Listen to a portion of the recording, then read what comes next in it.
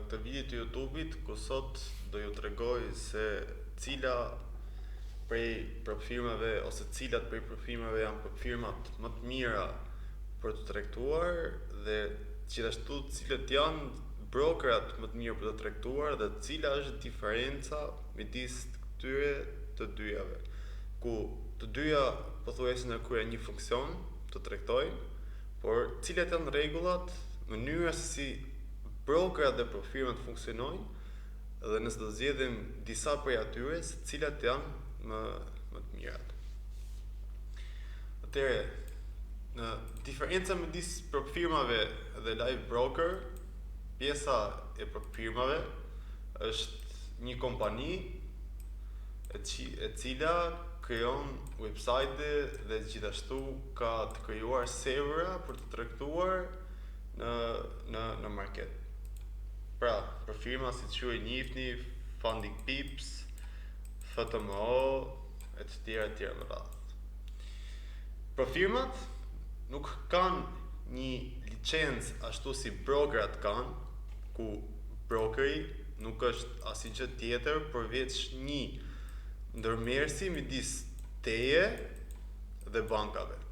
Pra, brokeri na ofron shërbimin e trading, pra të investimeve në market, ku na bën lidhjen midis bankës dhe merr një licencë apo stafat për kryen e kësaj veprimtarie, ku na arrin të bëjnë lidhjen tek ne që tregtojnë me anë të një serveri, me anë të një brokeri i cili mund të jetë MetaTrader 5, MetaTrader 4, CTrader dhe shumë të tjera. Pra, me pak fjalë, brokeri na mundson lidhjen dhe tregtimin në market dhe të gjitha fitimet që ne kryejmë apo humbjen lidhen automatikisht me bankën. Fitimi i brokerit është thjesht fitimi në sprit, pra Visa që shpeshherë për disa që nuk e di është pjesa ku çmimi hapet pak më sipër apo pak më poshtë në bazë të tregtisë tona dhe prej komisioneve që na merr neve për çdo lot që hapim. Pra, vetëm kjo është fitimi i brokerit. Spriti, komisioni na kryer lidhje me bankën dhe ajo që është më e rëndësishme në pjesën e brokerave, sepse janë pafund brokera që operojnë edhe thuhen që janë të licencuara, është pjesa nëse vërtet janë të pajisura me licencë të duhur, pra jo fake ose të jenë scam, apo jo. Gjë që doja shpjegoj pak më brapa. Ndërsa, firma na ofron neve akaunte në shuma ose në size të ndryshëm, duke nisur nga firma të cilat japin 2K për akaunt deri në 200K akaunt. Leverdia e firmave, ndryshe nga brokeri, nuk është se ata operojnë me një bankë si në rastin e brokerave, por ata thjesht shesin produkt, i cili produkti në këtë rast është vet akaunti i cili blihet në një shumë në bazë të size-it që i ka, dhe e vetmja leverdi që ata kanë është që ne të blejmë sa më shumë akaunte. Pra, çdo fitim që ne ndërmarrim në firma, çdo withdrawal që ne bëjmë në firma, ata janë të detyruar na japin lek duke thënë në mënyrë nga xhepi i tyre. Pra, nga fitimet që ata marrin nëpërmjet akanteve që personat blejnë. Pra, nuk ka një lidhje siç ka brokeri me bankën duke na mundsuar ne fitimet tona, që quhet një mënyrë më safe ose më e sigurt në aspektin e tërheqjeve tona. Prandaj, ndryshimi midis firmave dhe brokerave që ju e keni vënë shpeshherë re, është pjesa ku në firma spriti luan më shumë, pra ka më shumë lëvizje se sa ka një broker. Brokeri është më konsistent, sepse siç u thash, ka një licencë, ka një bankë ku ndërmerren të gjitha veprimet, ndërsa për firma, jo. Pra, kemi lëvizje të mëdha të spritit, kemi të ashtu quajtur slip page, ku në firma, në pjesën e serverit ku ne tregtojmë çmimi mund të manipulohet në price, pra në vlerë, ku shpeshherë në TradingView, aty ku ne shikojmë analizat, tregu nuk ka arritur pothuajse fare në atë çmim apo në atë zonë, ndërsa në prop firm ka arritur. Dhe e gjithë arsyeja që pse ndodhin këto është që të djegi sa më shumë tregtarët dhe ata të kenë mundësi të blejnë akauntet të tjera duke sjell emailin e discountit mbasi ju e dishni. Pra, sugjerimi im midis profirmave dhe brokerave normalisht të jetë të tregtoni gjithmonë në live broker. Por, ajo se çfarë mund të them për profirmat janë një mundësi shumë e mirë për fillestarët të cilët merren në trade, sepse me një kapital prej duke nisur $26 besoj, ju mund të keni akses të menaxhoni një akaunt me $5,000 brenda tij. Ku në kalimin e fazave, normalisht nëse zgjidhni me një fazë apo me dy fazë, keni edhe rregulla ku ju caktojnë day loss, total loss apo rregulla që nuk duhet të tregtoni në lajme apo jo. Gjë që kjo për të gjithë fillestarët është një mundësi shumë e mirë për të testuar veten, pikë së pari dhe duke ruajtur kapitalin apo buxhetin e tyre, dhe në fundit thjesht kanë ndjekur një sasi të vogël parash gjatë rrugtimit të tij. Por jo se është e pamundur të merrni payout nga profirmat, as që bëhet fjalë, mund të merrni payout nga profirmat nëse profirmat janë të sigurta dhe kanë review të mirë, por thjesht do të keni kujdes të mos kaloni në overtrade, të mos bëni scalp sepse ju mbyt në komisione dhe është një faktor që ndikon në vështirësinë e kalimit të fazave apo edhe të day lossit nëse jeni në fundet. Prandaj do të jeni shumë selektiv, të bëni 1 apo 2 entry në ditë maksimumi, për mos thënë më pak, dhe të arrini që të merrni një payout.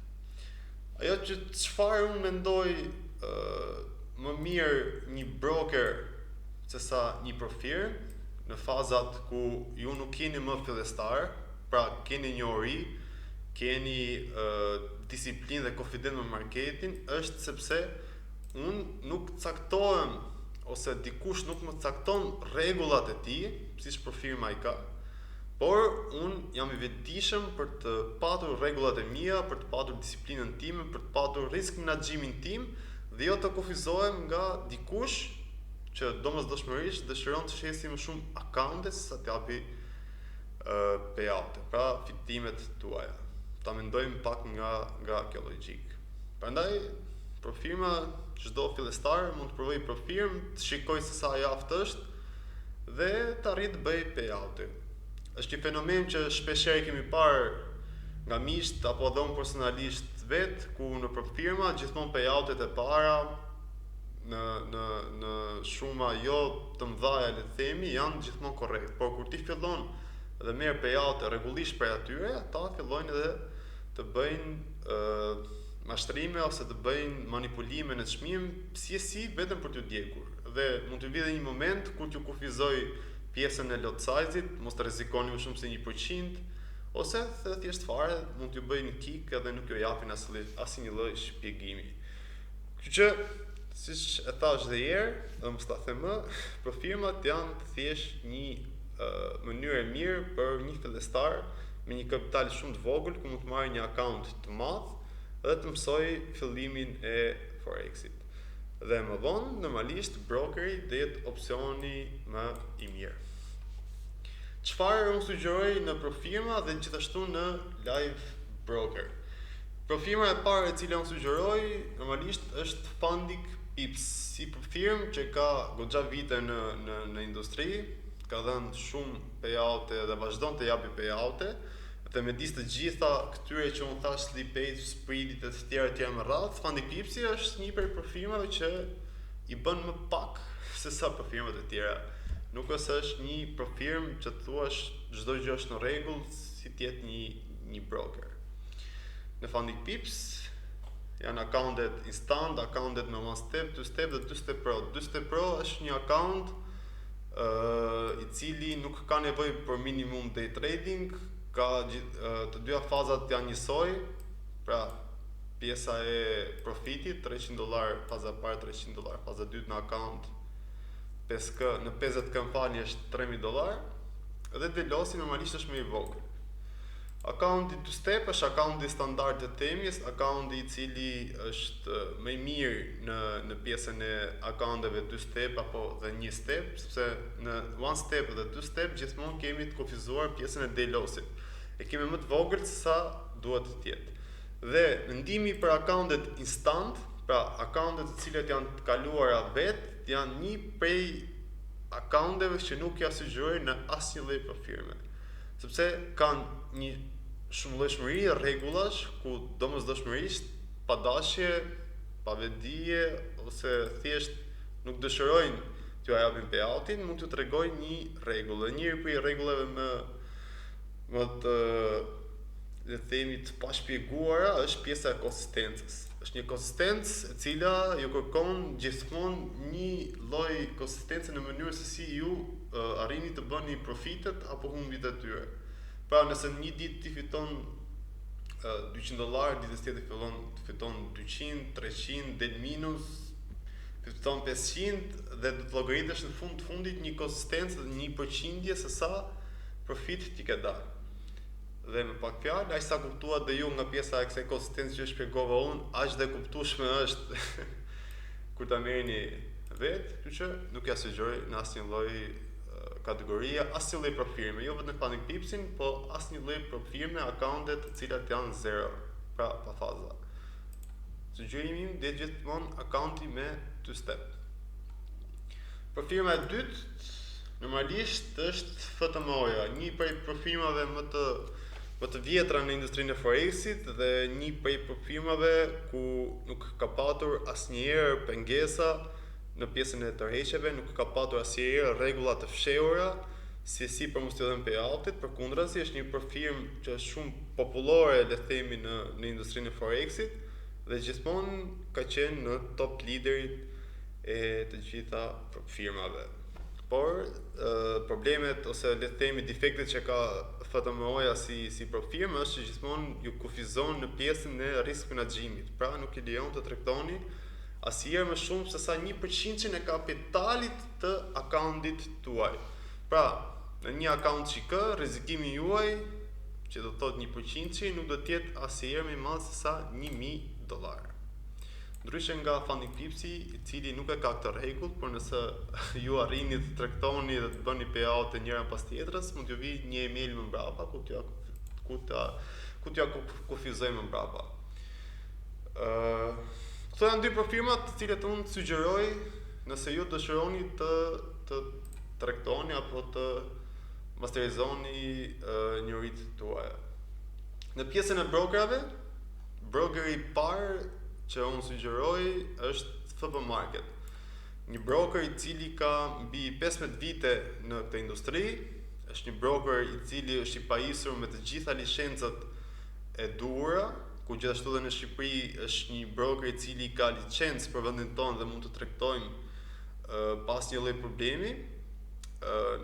Është broker I cili unë aktualisht tregtoj dhe vetë, nuk ka patur asnjëherë probleme me payoutet, me spreadin, slippage-in apo gjëra të natyre. Dhe normalisht FB Marketi është brokeri I parë I cili do rendisja në renditje. Brokeri I dytë ose I tretë le të themi nuk ka një dallim midis tyre, është Star Trader, një broker I cili gjithashtu është I pajisur me disa licenca. Pra nëse FB Marketi mos gaboj ka diku në 9 licenca specifike, Star Trader ka diku ke 6 ose 7 licenca, por që nuk janë licenca që të bëjnë problem ose të kenë jo verifikueshmërinë e duhur, është Star Traderi. Broker gjithashtu I cili ka mbi 10 vite në këtë industri, ka accountet e tipit Rawsprit, standard dhe çfarë do doni, është shumë I shpejtë në pjesën e payoutit. Dhe brokeri I tretë është IC Marketi. Brokeri që shumica për ju e njohin sepse ka goxha vite në industri, nuk përbën asnjë lloj problemi deri tani në këtë aspekt në pjesën e spread, slippage apo manipulimet e price-it. Është një broker, siç e thash, I cili ka shumë vite, ka dhe review shumë të mira gjithashtu, I pajisur me të gjitha licencat e duhura. Vetmi defekt është për pjesën e IC Market, sepse ka disa kufizime në pjesën e tërheqjeve, Ndryshe nga top marketi apo dhe start traderi. Pra vetëm pjesa e withdrawlit nuk i ka të kompletuara të gjitha metodat siç ju do i dëshironit. Një website që mbase ju nuk e keni ditur, i cili quhet WikiFX, është një website i cili ju tregon të gjithë brokerat që janë aktualisht, duke ju treguar nëse janë të rregullt apo jo, nëse ka licencë apo jo, dhe çfarë veprimtarish apo çmime të fituara që ka se çdo lloj brokeri.